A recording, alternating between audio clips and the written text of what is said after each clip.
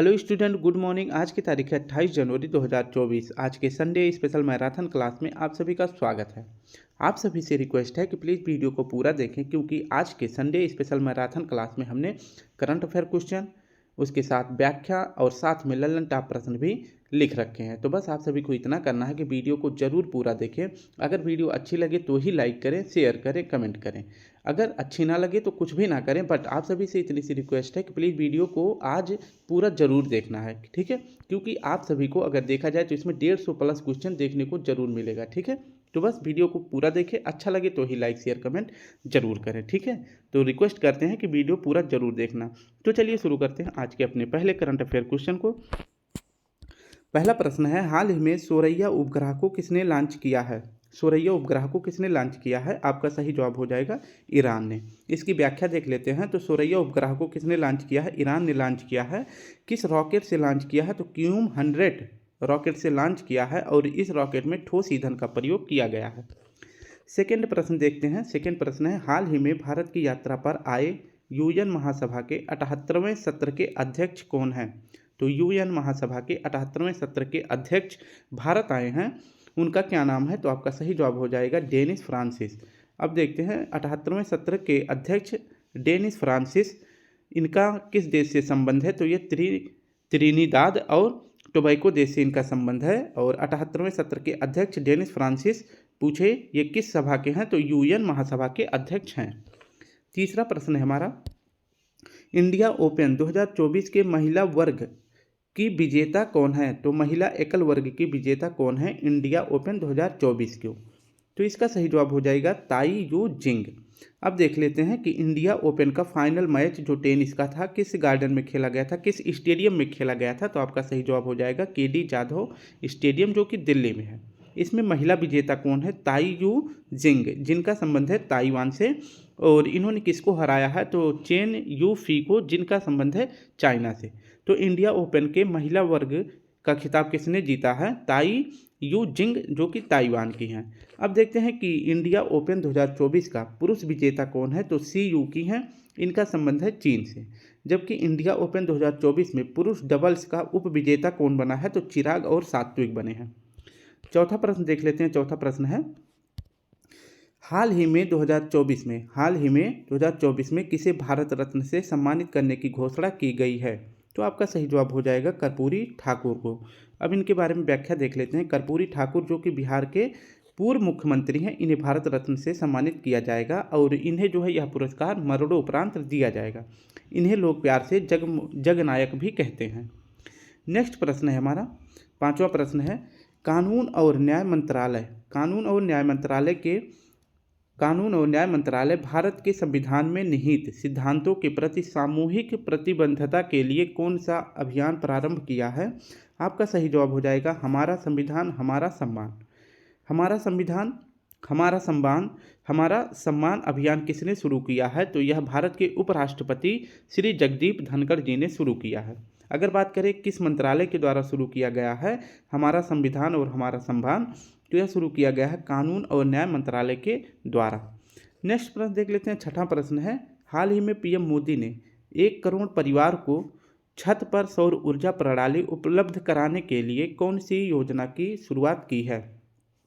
तो पीएम मोदी ने 1 करोड़ परिवारों को छत पर सौर ऊर्जा प्रणाली उपलब्ध कराने के लिए, ऑप्शन डी इसका सही जवाब हो जाएगा, प्रधानमंत्री सूर्योदय योजना शुरू किया है, ठीक है। तो इसके तहत जो है प्रधानमंत्री सूर्योदय योजना के तहत 1 करोड़ परिवार की छतों पर सौर ऊर्जा स्थापित किया जाएगा। यह जो है कब घोषणा किए थे? तो 22 जनवरी को किए थे, जिस दिन श्री राम लला का प्रतिष्ठान हुआ था, उसी दिन जो है प्रधानमंत्री सूर्योदय योजना की शुरुआत किए थे। नेक्स्ट देख लेते हैं। सातवां प्रश्न है, हाल ही में संस्थागत श्रेणी में सुभाष चंद्र बोस आपदा प्रबंधन पुरस्कार 2024 के लिए किसे चुना गया है? तो आपका सही जवाब हो जाएगा 60 parachute field hospital Uttar Pradesh. देख लेते हैं कि सुभाष चंद्र बोस आपदा प्रबंधन पुरस्कार 2024 किसे दिया गया है? तो यह दिया गया है 60 पैराशूट फील्ड हॉस्पिटल, इसका संबंध है उत्तर प्रदेश से। आठवां प्रश्न है, हाल ही में सऊदी अरब के जॉय अवार्ड्स में सम्मानित होने वाली पहली भारतीय महिला कौन है? तो आपका सही जवाब हो जाएगा आलिया भट्ट। पहली भारतीय महिला जिन्हें जॉय अवार्ड्स के अंतर्गत मानद इंटरनेशनल अवार्ड दिया गया है उनका नाम है आलिया भट्ट। तो आलिया भट्ट मानद इंटरनेशनल अवार्ड पाने वाली पहली भारतीय महिला बन गई हैं। 9वां प्रश्न देख लेते हैं। हाल ही में केंद्र सरकार ने बहुभाषी शिक्षा के लिए कौन सा ऐप लॉन्च किया है? तो केंद्र सरकार ने बहुभाषी शिक्षा के लिए कौन सा ऐप लॉन्च किया है? तो आपका सही जवाब हो जाएगा अनुवादनी ऐप। ठीक है, तो अनुवादनी ऐप किसने लॉन्च किया है? तो केंद्र सरकार ने लॉन्च किया है।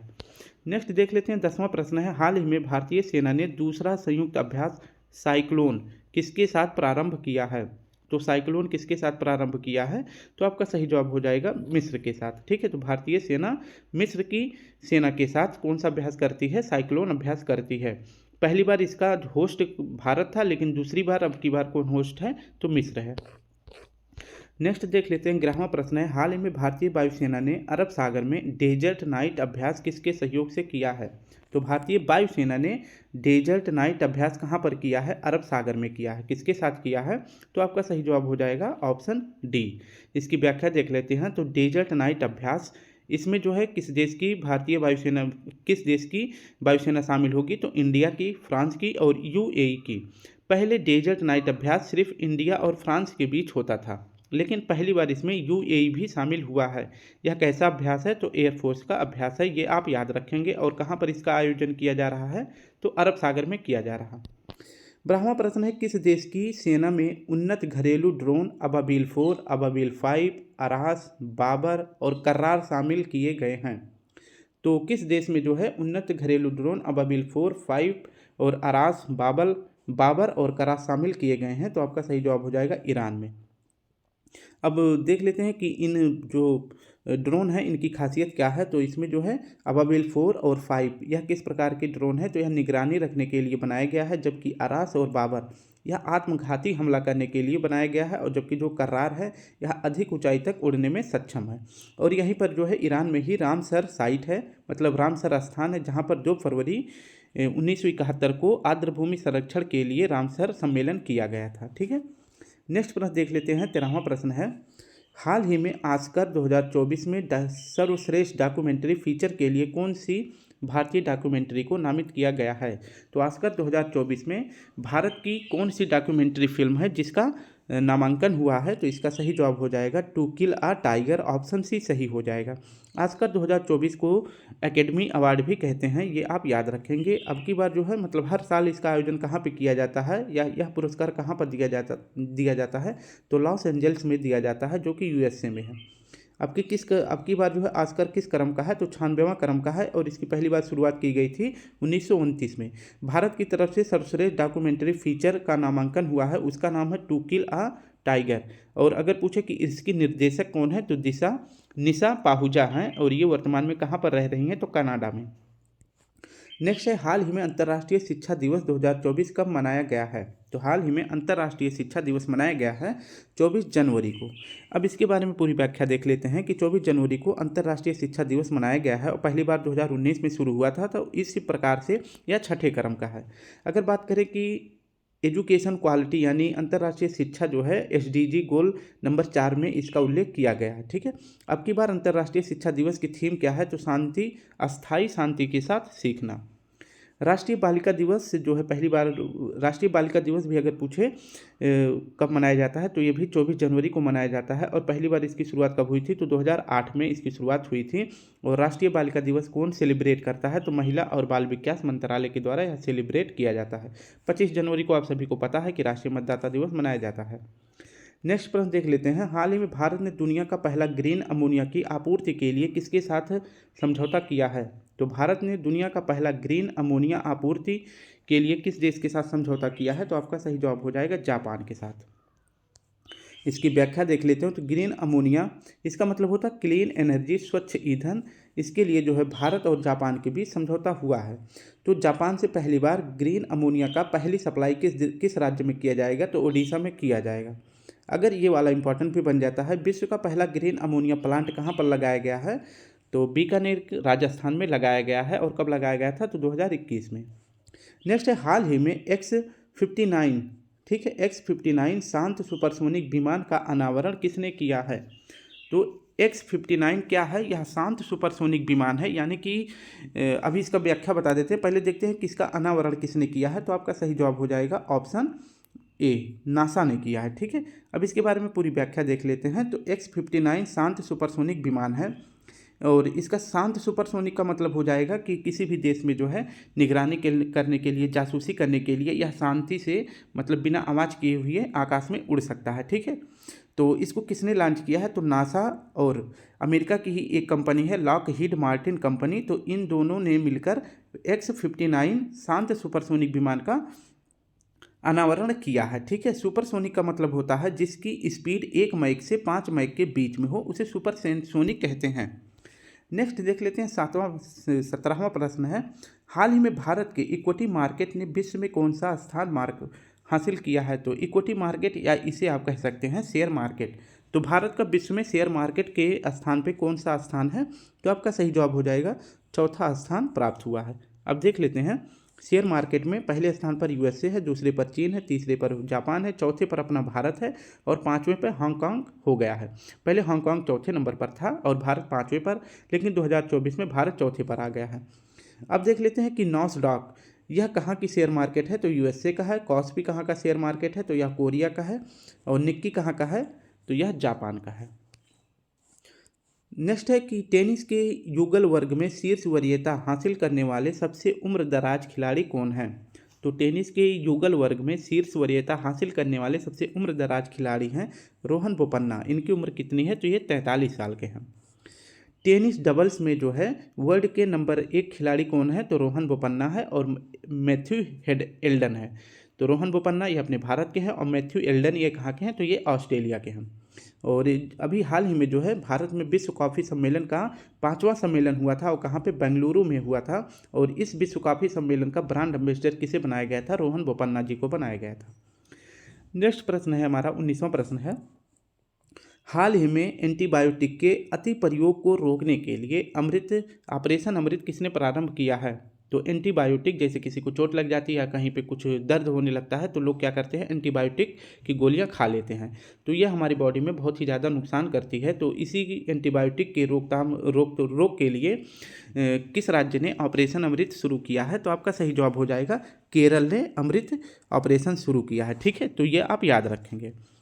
नेक्स्ट प्रश्न है, हाल ही में बीसीसीआई ने colonel CK Naidu life time achievement award किसे सम्मानित किया है? तो बीसीसीआई ने colonel CK Naidu life time achievement award से किसे सम्मानित किया है? तो आपका सही जवाब हो जाएगा ऑप्शन डी, यानी रवि शास्त्री और फारूक इंजीनियर को CK Naidu life time achievement award से सम्मानित किया गया है। अब कुछ महत्वपूर्ण देख लेते हैं ट्रॉफी जिससे सम्मानित किए गए व्यक्ति को भी देख लेते हैं। तो बीसीसीआई के हेड वर्तमान में अगर पूछे कौन है, तो रोजर बिन्नी है। CK Naidu life time achievement award यह 2 लोगों को दिया गया है, जैसा कि पहले हैं भारत के पूर्व भारतीय कोच रवि शास्त्री जी, और दूसरे हैं फारूक इंजीनियर। इन दोनों को जो है CK Naidu life time achievement award से सम्मानित किया गया है।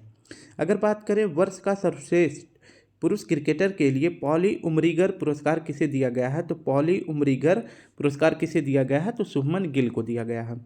सर्वश्रेष्ठ अंतर्राष्ट्रीय क्रिकेटर महिला कौन है? तो आपका सही जवाब हो जाएगा दीप्ति शर्मा और स्मृति मंधाना। माधवराव सिंधिया ट्रॉफी यह किस खेल की ट्रॉफी है? तो रणजी ट्रॉफी में सबसे ज़्यादा रन बनाने वाले खिलाड़ी को जो है माधवराव सिंधिया ट्रॉफी दिया जाता है, और 2023 में किसे दिया गया है? तो मयंक अग्रवाल जी को दिया गया है। और माधवराव सिंधिया ट्रॉफी, अगर कोई व्यक्ति रणजी ट्रॉफी में सबसे ज़्यादा विकेट ले लेता है तो उसे माधवराव सिंधिया ट्रॉफी दिया जाता है विकेट के क्षेत्र में। इस व्यक्ति का नाम है जलज सक्सेना। 21वां प्रश्न है, हाल ही में शीत युद्ध के बाद नाटो ने कौन सा सबसे बड़ा सैन्य अभ्यास प्रारंभ किया है? तो शीत युद्ध के बाद नाटो ने कौन सा सबसे बड़ा युद्ध अभ्यास शुरू किया है? तो आपका सही जवाब हो जाएगा स्टीड फास्ट डिफेंडर।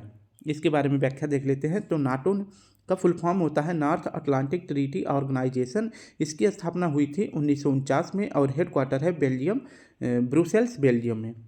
अगर बात करें कि नाटो का नवीनतम यानी 31वां देश कौन सा है, तो यह फिनलैंड है। अभी हाल ही में 2024 में जनवरी 2024 में स्ट्रीट फास्ट डिफेंडर अभ्यास किसने शुरू किया है? तो नाटो ने शुरू किया है। इस अभ्यास में 90,000 से अधिक सैनिकों ने भाग लिया है। तो शीत युद्ध के बाद नाटो ने अपना दूसरा सबसे बड़ा अभ्यास कब किया है? तो 24 जनवरी 2024 को किया है, जिसका नाम है स्टीड फास्ट डिफेंडर, जिसमें 90,000 सैनिकों ने अभ्यास किया है। प्रश्न है, हाल ही में बच्चों के लिए दुनिया का पहला मलेरिया वैक्सीन कार्यक्रम किसने प्रारंभ किया है? तो बच्चों के लिए दुनिया का पहला मलेरिया वैक्सीन कार्यक्रम किसने प्रारंभ किया है? तो आपका सही जवाब हो जाएगा कैमरून। कैमरून किस महाद्वीप में है? तो यह अफ्रीका महाद्वीप में है। तो मलेरिया वैक्सीन कार्यक्रम यह किसके लिए शुरू किया गया है? बच्चों के लिए शुरू किया गया है। और इसको पहली बार किसने शुरू किया गया है? कैमरून, जो कि अफ्रीका महाद्वीप का एक देश है। मलेरिया की पहली वैक्सीन का बात करें तो ये पहली वैक्सीन का नाम है मॉस्क्यूरिक्स।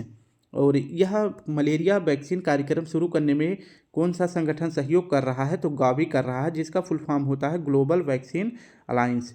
मलेरिया से फ्री होने वाले अफ्रीका के 3 देश कौन कौन से बने हैं?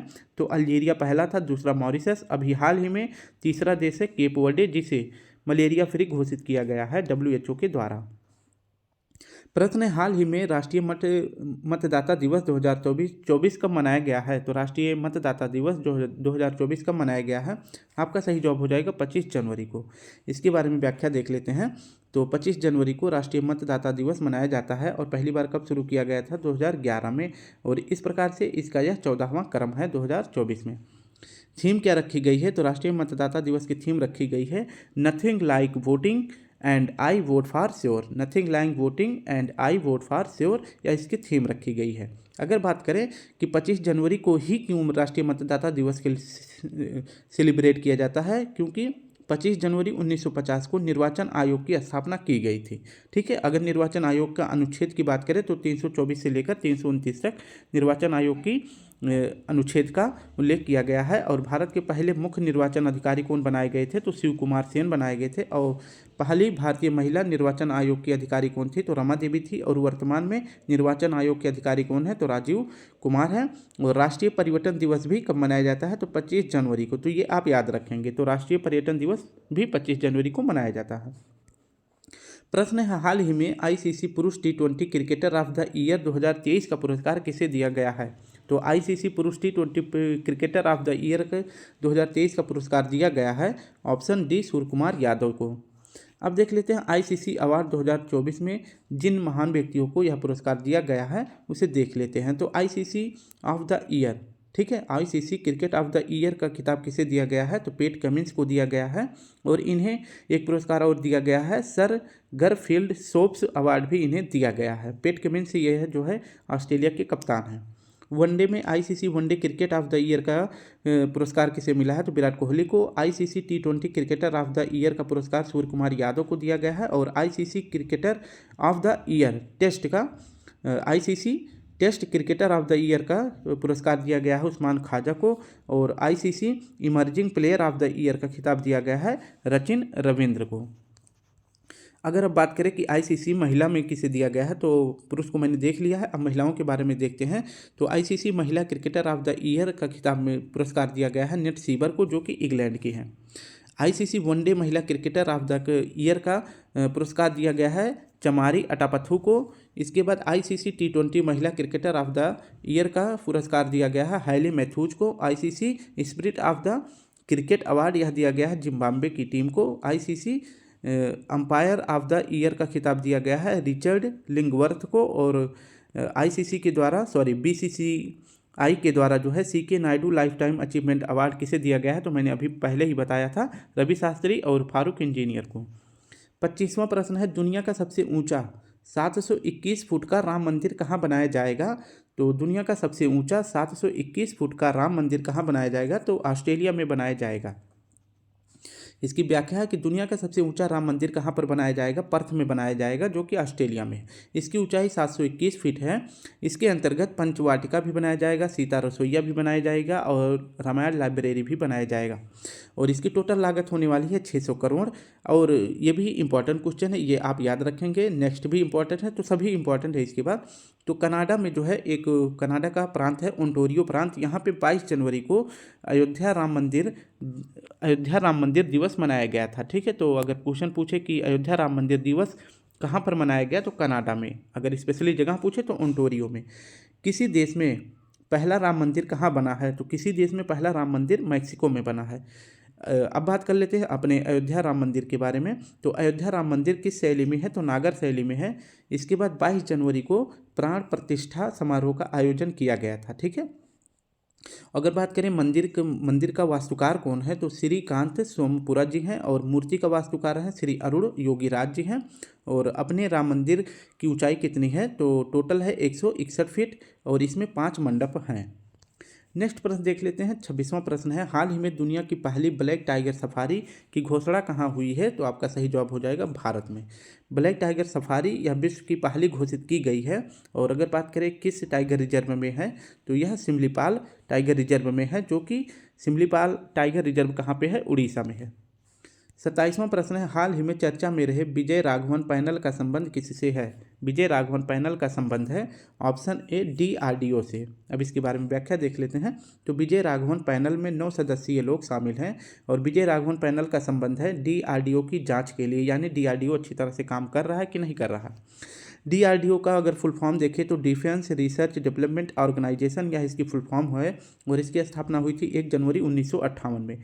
DRDO का ध्येय वाक्य क्या है? बलस्यम मूलम विज्ञानम, यह इसका ध्येय वाक्य है। और वर्तमान में DRDO के अध्यक्ष हैं समीर कामत जी।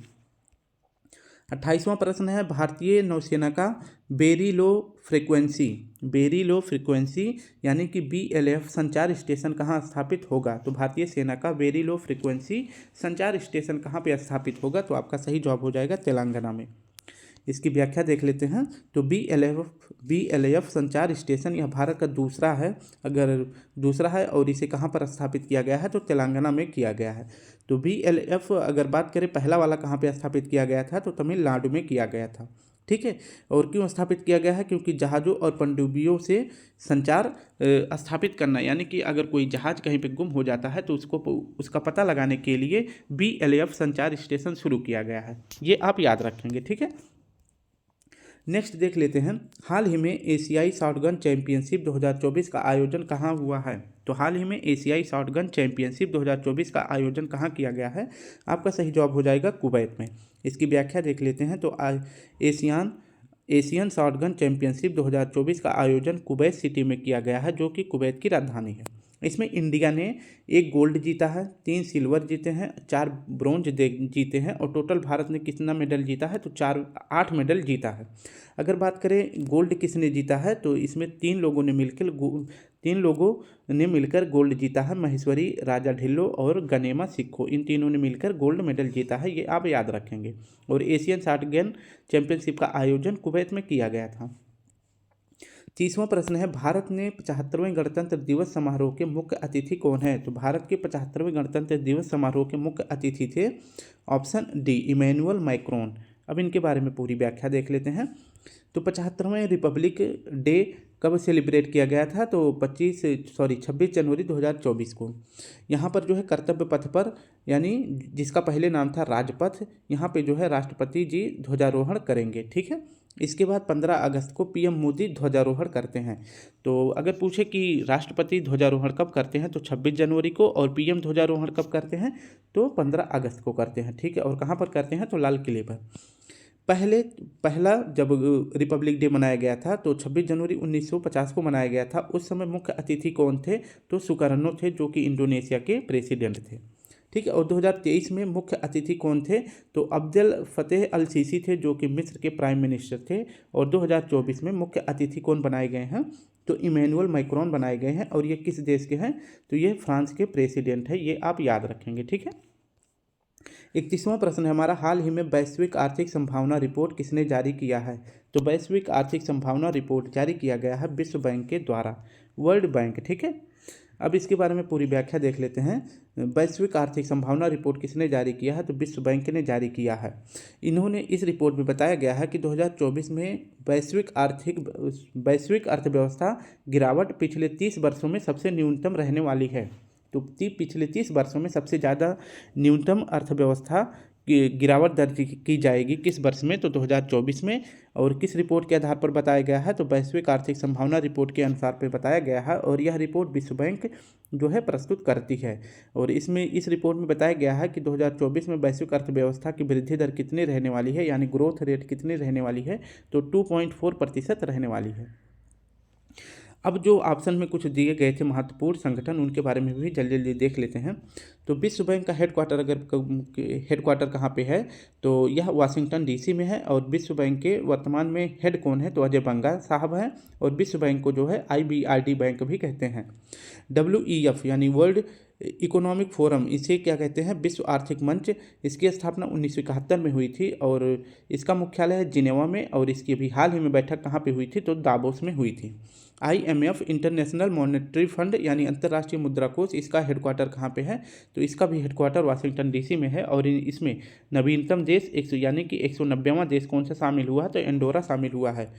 WTO यानी वर्ल्ड ट्रेड ऑर्गेनाइजेशन, विश्व व्यापार संगठन, इसकी स्थापना हुई थी 1 जनवरी 1995 को और इसका मुख्यालय है जिनेवा में। IMF और विश्व बैंक, इन दोनों को जो है जुड़वा बहन भी कहते हैं, ये आपको याद रखना है। अब कुछ महत्वपूर्ण इंडेक्स में भारत की रैंक देख लेते हैं। तो 40वें नंबर पर भारत है ग्लोबल इनोवेशन इंडेक्स में।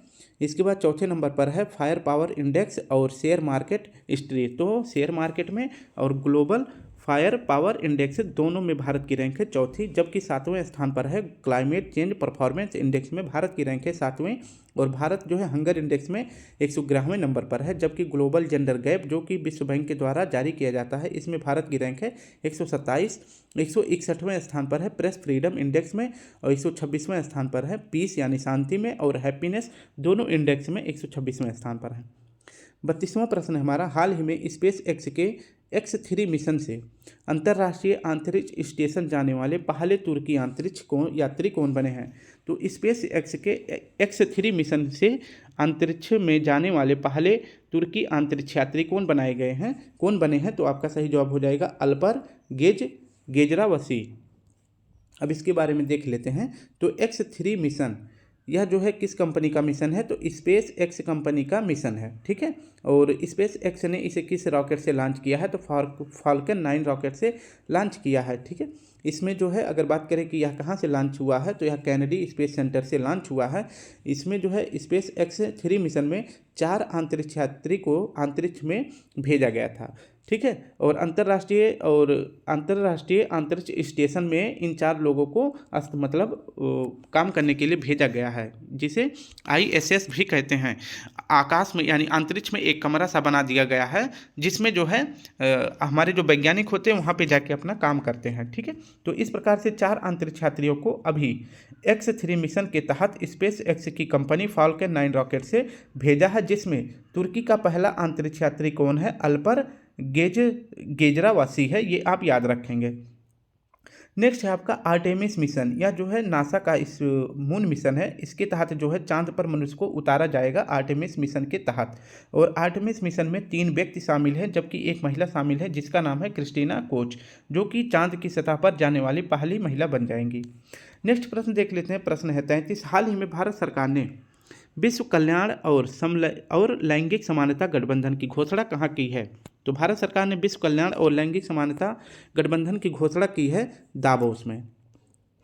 इसकी व्याख्या देख लेते हैं। तो विश्व कल्याण और लैंगिक समानता गठबंधन की घोषणा कहाँ पर हुई है, दावोस में हुई है, ठीक है। क्योंकि अभी दावोस में जो है वर्ल्ड इकोनॉमिक फोरम की बैठक का आयोजन किया गया था और भारत ने यहीं पर विश्व कल्याण और लैंगिक समानता गठबंधन की घोषणा की है, ये आपको याद रखना है। और यह गठबंधन क्यों शुरू किया गया है, विश्व कल्याण और लैंगिक समानता गठबंधन क्यों शुरू किया गया है, क्योंकि महिलाओं की शिक्षा व्यवस्था को सुधार करना, उनके स्वास्थ्य को अच्छा बनाना और उन्हें उद्यम की श्रेणी में आगे करना और निवेश में उनको प्रोत्साहित करना, यानी उन्हें बढ़ावा देना। तो इसके लिए जो है विश्व कल्याण और लैंगिक समानता गठबंधन की घोषणा भारत ने दावोस में करी थी। अब देख लेते हैं कि कुछ इंपॉर्टेंट क्वेश्चन है कि FAO यानी फूड एंड एग्रीकल्चर ऑर्गेनाइजेशन, इसका स्थापना की बात करें कब हुई थी, तो इसकी स्थापना हुई थी 16 अक्टूबर 1945 को और इसका हेडक्वार्टर है रोम, इटली में। अभी जो है इसी के अंतर्गत मत्स्य पालन समिति का उपाध्यक्ष किसे बनाया गया है, तो भारत को बनाया गया है। 34वां प्रश्न है, हाल ही में मरोड़ों उपरांत पद्म विभूषण 2024 किसे प्रदान करने की घोषणा की गई है, तो आपका सही जवाब हो जाएगा ऑप्शन ए, बिंदेश्वर पाठक जी को। अब देख लेते हैं पद्म पुरस्कार की शुरुआत अगर करें कि कब की गई थी, तो 1954 में की गई थी, ठीक है। तो भारत में 4 प्रकार के सर्वश्रेष्ठ पद्म पुरस्कार हैं, जिनका नाम है भारत रत्न, पद्म विभूषण और इसके बाद पद्मश्री और पद्म भूषण और पद्म श्री। तो ये 4 महत्वपूर्ण पद्म पुरस्कार हैं भारत के, जिसे आप याद रखेंगे। ठीक है, तो 49वें क्रम का भारत रत्न किसे दिया जाएगा? कर्पूरी ठाकुर जी को दिया जाएगा। और पद्म विभूषण किसे दिया जाएगा? तो यह 5 लोगों को मिलेगा, जिसमें मरणोपरांत किसे दिया जा रहा है? तो बिंदेश्वर पाठक जी को दिया जा रहा है। इनका संबंध है सुलभ शौचालय, जो आप देखते हैं कि गाँव-गाँव में बनाया गया है। ये इन्हीं का विचार था, बिंदेश्वर पाठक जी का। इन्हें पद्म विभूषण से सम्मानित किया जाएगा, लेकिन इनकी मृत्यु हो गई है, तो इन्हें मरणोपरांत दिया जाएगा। बाकी के 4 लोग और देख लेते हैं। तो अभिनेता चिरंजीवी हैं और पूर्व राष्ट्रपति वेंकैया नायडू जी हैं, वैजयंती माला है, इनका संबंध भारत रत्न से है। और पद्म सुब्रमण्यम है, ये भी भारत नट्यम से संबंधित है। और पद्म विभूषण कई लोगों को दिया गया है। तो महत्वपूर्ण रोहन बोपन्ना है, जो कि टेनिस के प्लेयर हैं। ज्योत्सना चिनप्पा है, जो कि स्क्वैश के प्लेयर हैं। और पार्वती बरुआ, इनका संबंध असम से है। और ये पहली महिला महावत हैं, यानी कि जो हाथियों को लेकर चलती हैं उन्हें महावत कहा जाता है। तो पार्वती बरुआ जी को भी अब की बार पद्म भूषण सम्मान से सम्मानित किया जाएगा।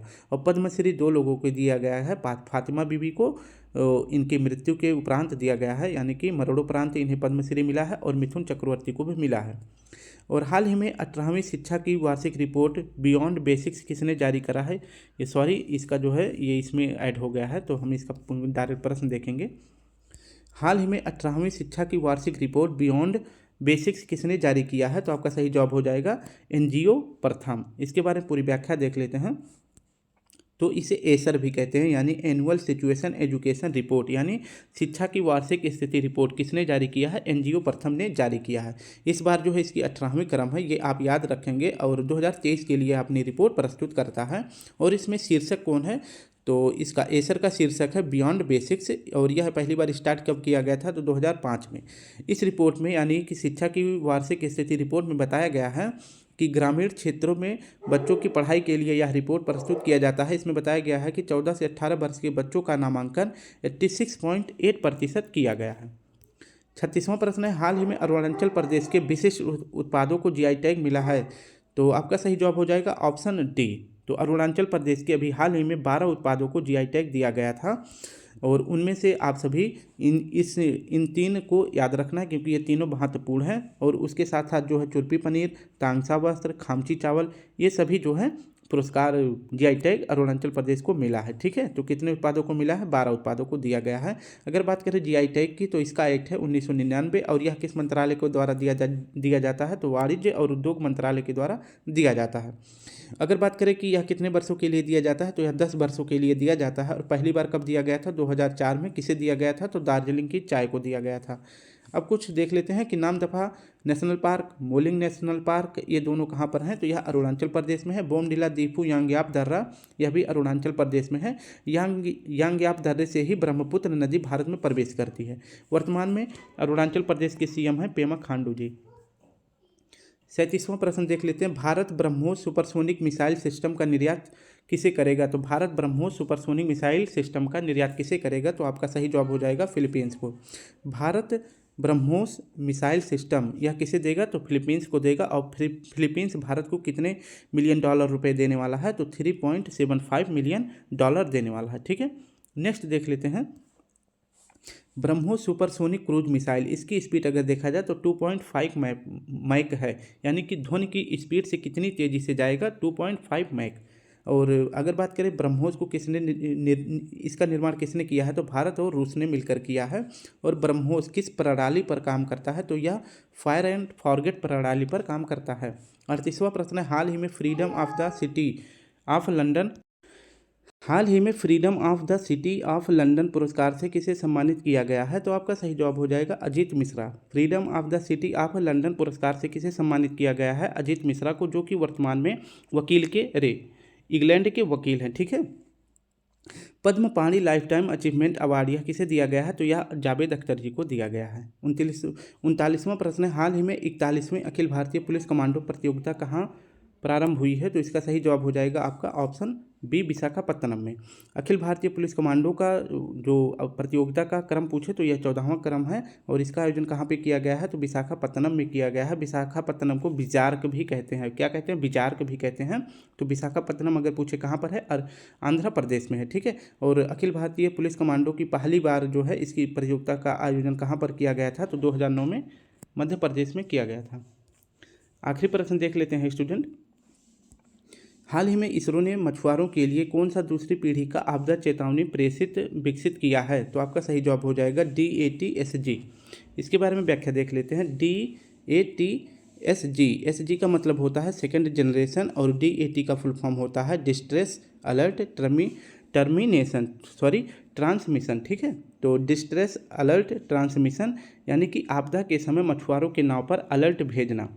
इसके और यह किस प्रकार का है, तो यह दूसरी पीढ़ी का है। और कि DATSG का निर्माण किसने किया है, तो इसरो ने किया है, ये आप याद रखेंगे। और मछुआरों की नाव को कैसे पता लगाएंगे, उस पर नाव पर जो है एक नाविक डिवाइस है, जिसे एक GPS ट्रैकर है, इसे जो है नाव पर लगा देंगे, तो जिसके द्वारा उन्हें पता लग जाएगा कि इस क्षेत्र में जो है ये नाव है और वहाँ पे उन्हें सूचित कर दिया जाएगा। जैसे कि सुनामी आए या जो है किसी प्रकार की कोई भयंकर आपदा आ जाए, तो उस प्रकार से नाव को सुरक्षित किया जा सकता है। तो यह विकसित किया गया है DATSG इसरो के द्वारा। तो स्टूडेंट, इस प्रकार से हमने 40 क्वेश्चन और साथ में उसकी व्याख्या और ललन टॉप प्रश्नों को भी सॉल्व कर लिया है। अगर वीडियो अच्छी लगे तो लाइक शेयर कमेंट जरूर करें। अगर आप सभी को इसका PDF चाहिए तो मैं इस वीडियो के कमेंट बॉक्स के नीचे अपना टेलीग्राम लिंक दे दूंगा, आप वहाँ से इसका PDF डाउनलोड कर लेंगे। वीडियो मुझे पता है थोड़ी जल्दी जल्दी बोलता हूँ, इसलिए जो है थोड़ा इधर उधर हो जाता है, लेकिन जो मैंने कंटेंट लिख रखा है वो बिल्कुल सही है। तो कल फिर मिलते हैं, तब तक के लिए आप सभी को प्यारा सा जय हिंद, जय भारत।